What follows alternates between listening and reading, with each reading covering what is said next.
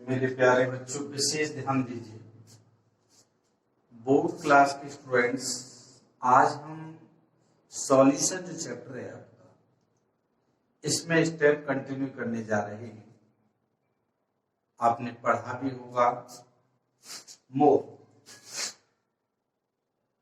मोल ये इसकी 3 स्टेप होते हैं। मोल के 3 स्टेप होते हैं, जो कि हमने फर्स्ट चैप्टर मोल कंसेप्ट में आपको बताया होगा। इसमें होता है mole in term of quantity. First is the mole in term of quantity. Quantity के टर्म में मोल का mole in term of quantity. Next the moles term of mass. Next is the mole in term of mass, and next is the mole term in volume। ये step होते हैं, इसमें ध्यान रखिए। मोल term, तो ये 3 चीजें यहाँ निकल आती हैं, उससे हमसे 3 फार्मूले हम यहाँ निकालते हैं।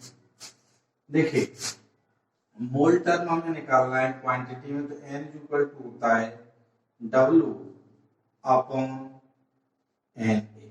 W इक्वल टू जो है क्वांटिटी वाला केस आता है तब। ध्यान रखिए, क्वांटिटी, यहाँ हम क्वांटिटी लिख सकते हैं, क्वांटिटी वर्ड आता है, क्वांटिटी।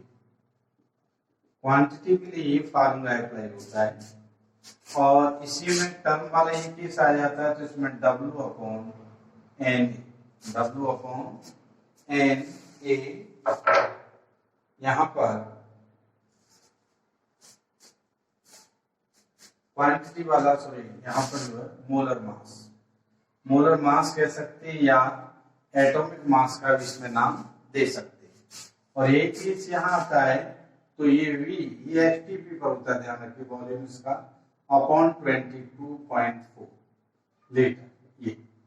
तो ये फार्मूले हमारे यहाँ निकल के आते हैं। देख रहे आप इस तरह से। इसके लिए मैं एक एग्जाम्पल भी आपको देता हूँ। इस तरह के क्वेश्चन आपके पास आएंगे, और एक एग्जाम्पल के थ्रू हम काफी चीजों की, यानी कि कई चीजें इसमें निकाल सकते हैं। मैं एक एग्जाम्पल देता हूँ, जो मोल के टर्म आपको बताए एक साथ। Quantity upon N is equal to W upon MO and oblique AM, यानी मॉलिक्यूलर मास या एटॉमिक जो है मॉलिक्यूलर मास। देखिए आप एक क्वेश्चन यहाँ लेते हैं, 12.044 इंटू, मैं क्वेश्चन नोट करता हूँ, 12.044 इंटू 10 की पावर 20 क्वांटिटी, 10 की पावर 12 की quantity of carbon dioxide CO2 is given। इसमें पूछ रहा है फाइंड आउट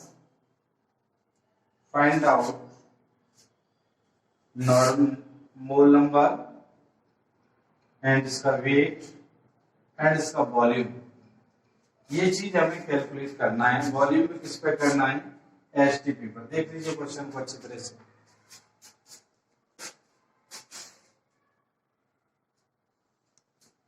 देखिए, हमें क्वांटिटी दे रहा है। अभी हमने ऊपर फार्मूला ये वाला देखा, तो इसमें n is equal to, quantity दे रहा है 12.044 इंटू 10 की पावर 20 अपॉन, देखिए Na क्या होता है? एवोगैड्रो नंबर है। एवोगैड्रो नंबर फिक्स होता है।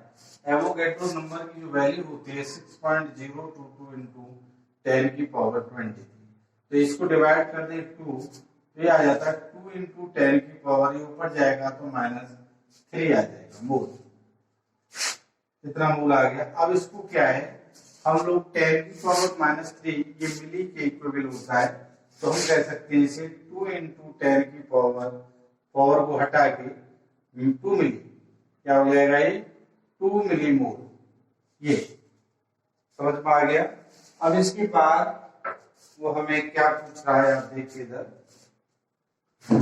क्यों कार्बन डाइऑक्साइड दे रहा है तो CO2 का जो मॉलिक्यूलर मास होता है वो होता है 44। ध्यान रखिए कितना होता है 44। तो हम क्या निकाल सकते हैं यहाँ से कि N is equal to W upon molecular mass. तो यहाँ पर हमें N पता पड़ गया 2, तो हम वैल्यू 2 रख देंगे। W हमें पता नहीं है तो equal W upon molecular weight हमने देखा मॉलिक्यूलर मास कितना आ रहा है 44। तो हमारे पास W की वैल्यू आ गई 88। अब ये मिलीग्राम में, तो यहाँ भी हम क्या कर देंगे इसे, या तो 10 की पावर -3 करेंगे या 88 मिलीग्राम कर देंगे। कितना कर देंगे 88 मिलीग्राम। भाई ये 2 वैल्यू रखी हमने, ये 2 वैल्यू वास्तव में 2 इंटू 10 की पावर -3 निकाली थी हमने मोल में, मिली मोल में है तो 2। ये आंसर आपका यहाँ, यानी कि यहाँ पर इसका वेट निकल आया। वेट के बाद क्या रहता है STP वाला, देख लें।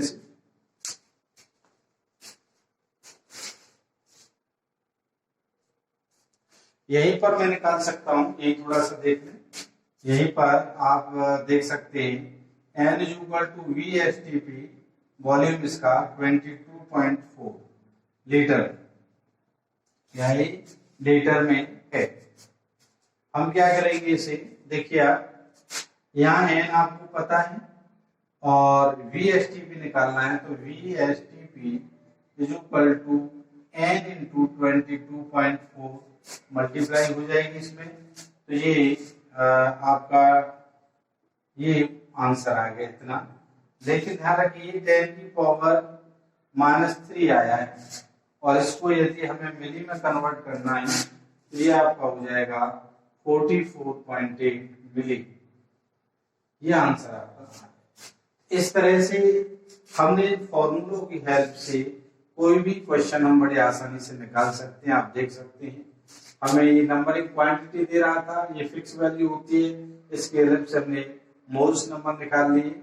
मोल्स CO2 का मॉलिक्यूलर मास ये होता है, फार्मूला लगा देंगे, W निकाल लेंगे, N पता हो गया तो MU इंटू N करके W की वैल्यू निकाल लेंगे। इसी तरह N पता हो गया, इसमें मल्टीप्लाई करके VSTP की वैल्यू निकाल लेंगे। बहुत आसान है यदि आप स्लोली इसकी कंसेप्ट को समझने का प्रयास करते हैं। अब मैं आगे आपको देखा है मॉलिक्यूलर मास 44 आ गया, हमें निकालना होता है। तो कुछ ऐसे इंपोर्टेंट मॉलिक्यूलर फार्मूला हम आपको बताने जा रहे हैं जो न्यूमेरिकल में जगह जगह काम आएंगे, उनको याद कर लें तो ज्यादा बेटर रहता है। देखिए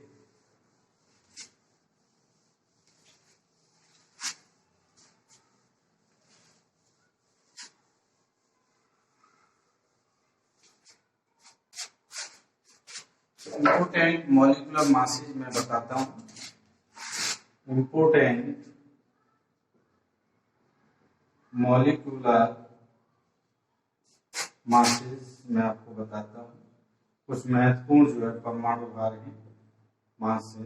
देखिए सबसे पहले मैं आपको लेता हूं, जैसे एसिटिक एसिड।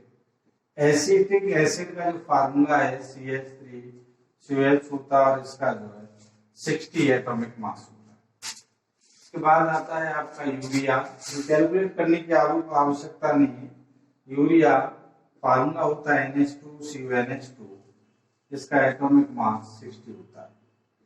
थर्ड आपका आ जाता है, इसमें शुगर है, ग्लूकोज है, जो काफी इंपोर्टेंट है, कई बार पूछे भी जाते हैं। C12H2211 ये होता है 342। आपका एक होता है ग्लूकोज, ग्लूकोज होता है आपका C6H12O6, तो ये आ जाता है 180। इसके अलावा आपका आता है नाइट्रिक एसिड। नाइट्रिक एसिड जो आपका होता है वो होता है HNO3 और इसका आ जाता है 63। और नाइट्रिक एसिड के बाद मैं कुछ और भी ले सकता हूँ, बेंजीन ले लें, फॉर एग्जाम्पल सल्फ्यूरिक एसिड, ये भी बहुत पूछा जाता है। तो सल्फ्यूरिक एसिड का आप क्या निकालेंगे, आप यही कंसेप्ट याद रखें, H2SO4 होता है, ये 98। इसके अलावा आपका आता है कॉमन साल्ट है, कॉमन साल्ट NaCl, और ये होता है आपका कॉमन साल्ट जो होता है वो है आपका 58.5, ये कॉमन साल्ट है आपका। और एक और लिखना चाहें जो अक्सर पूछ लिया जाता है, बेंजीन, बेंजीन ये C6H6 होता है 70।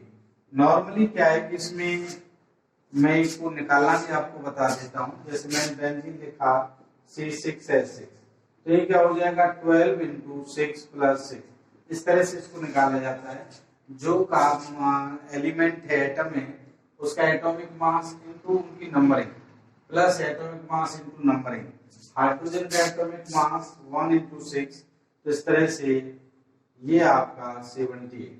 मैं कुछ एटम्स के जो इम्पोर्टेंट एटम है उनके एटॉमिक मॉलिक्यूलर मास लिख देता हूँ, जिससे और बड़ी हेल्प आपकी होगी। कुछ इम्पोर्टेंट है जैसे हाइड्रोजन 1, ऑक्सीजन आपका 16, सल्फर 32, नाइट्रोजन 14, समझ में आया? कुछ गिने चुने हैं। फास्फोरस कह सकते हैं हम, जो है फास्फोरस आपका 31, सोडियम 23, ये कुछ इम्पोर्टेंट जिन्हें मैं बता रहा हूँ। Cl आपका 35.5, ये एटम में मॉलिक्यूलर मास है Am, ध्यान रखिए, देख लीजिए अच्छी तरह से।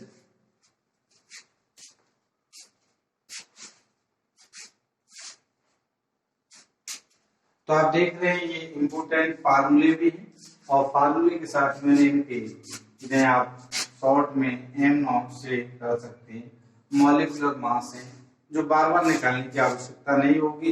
ये आपको थोड़े याद भी होने चाहिए, तो आसानी से आप इन्हें निकाल सकते हैं।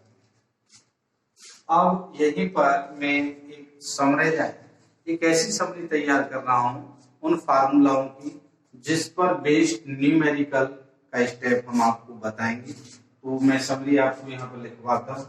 अब तक जो आपको इस वीडियो के माध्यम से हमने फार्मूले पढ़ा, इनकी समरी, फिर इसके बेस पर हम न्यूमेरिकल करेंगे, जो बड़ा आसान होगा। आसानी से आप न्यूमेरिकल इसके कर सकते हैं। देखिए, मैंने आपको बताया होगा जहां परसेंट लिखा होता है, परसेंट W/V हो या V/V हो, तो इसके लिए हमने आपको फार्मूले बहुत शॉर्ट में बताए होंगे। इसको हम वेट कह सकते हैं, या वॉल्यूम ऑब्लिक लगा के वॉल्यूम ऑफ सॉल्यूट, और नीचे क्यों दोनों में वॉल्यूम आ रहा है, तो ये वॉल्यूम ऑफ सॉल्यूशन। ये फार्मूला हमारा ये बन गया। इनटू परसेंट है तो इनटू 100। यही यदि मैं ppm में लूं, यही शॉर्ट में W/V, या कह सकते हैं V/V, तो ये कंडीशन सेम रहेगी, इसमें कोई चेंज नहीं होगा, लेकिन यहाँ 10⁶ हो जाएगी। और यही कंडीशन परसेंट में हम W/W ले लें, तो यहाँ क्या हो जाएगा कि W/W में क्लियर हो गया, ये वेट रहेगा, वेट ऑफ सॉल्यूट रहेगा, अपॉन नीचे आपका वेट ऑफ सॉल्यूशन हो जाएगा, और जो परसेंट है तो इनटू 100 हो जाएगा। और यही यदि ppm लें, ppm वाला फार्मूला लें W/W पर, तो हमारे पास ये सेम रहेगा, नीचे सेम रहेगा, और 10⁶ हो जाएगा। बड़ा आसान है, आप आसानी से इसे हम बना सकते हैं, देख सकते हैं, आप देख लीजिए पूरा। इसके अलावा फिर मैंने आपको फार्मूले बताए थे, जैसे नॉर्मलिटी का बताया था, AQ वाला इक्विवेलेंट वेट अपॉन VL होता है।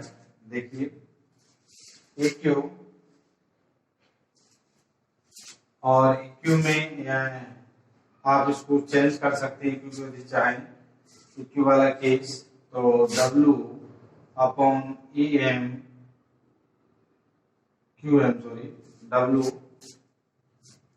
इक्विवेलेंट मास है इनटू आपका VL। ये भी फार्मूला यहाँ से बनता है।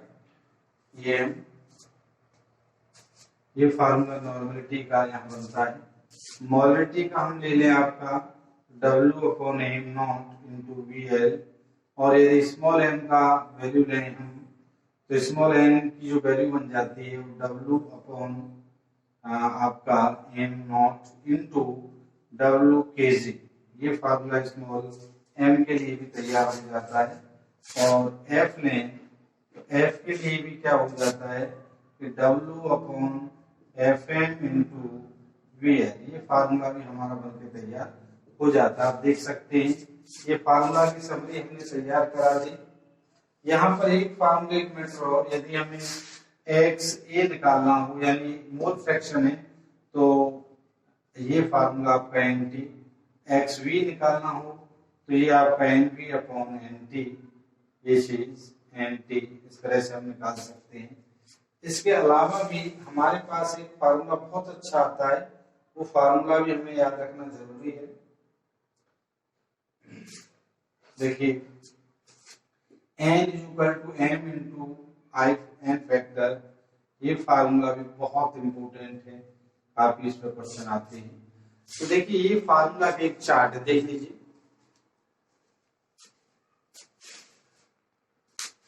अब ये जो चार्ट आपको दिखाई दे रहा है, हम क्या करेंगे, इस पर बेस न्यूमेरिकल कराएंगे। तो आप इसे अच्छी तरह से पढ़ें, देखें और याद करें, फिर कल इस पर बेस न्यूमेरिकल कराते हैं हम। थैंक यू, नमस्कार।